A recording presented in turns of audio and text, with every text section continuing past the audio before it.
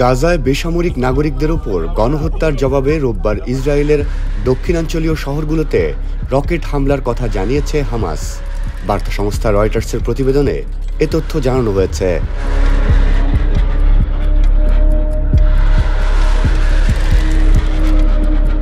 Israeli সামরিক বাহিনী জানিয়েছে প্রায় 10টি রকেট ছোড়া হয়, যার বেশিরভাগ প্রতিহত করা হয়েছে। ইসরায়েলের সংবাদ মাধ্যম চ্যানেল 12 দক্ষিণাঞ্চলীয় শহর আশকেলনে হামলার খবর জানিয়েছে। ইসরায়েলি জরুরি বিভাগ জানিয়েছে তারা একজনকে চিকিৎসা দিচ্ছে এবং তাদের বিভিন্ন দল রকেট হামলার স্থানগুলো পরিদর্শনে বের হয়েছে।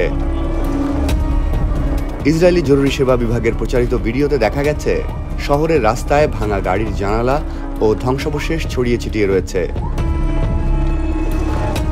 এদিকে গাজার স্বাস্থ্য কর্তৃপক্ষ জানিয়েছে রোববার গাজায় ইসরায়েলি বাহিনীর হামলায় অন্তত ৩৯ জন নিহত হয়েছেন।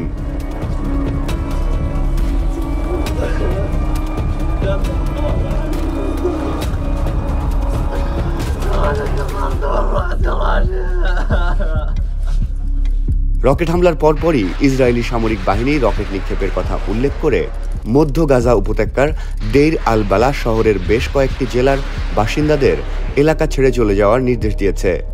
আরও জানায় তারা একটি রকেট লঞ্চারে আঘাত হেনেছে, যেখান থেকে এর আগে রকেট ছোড়া হয়েছিল।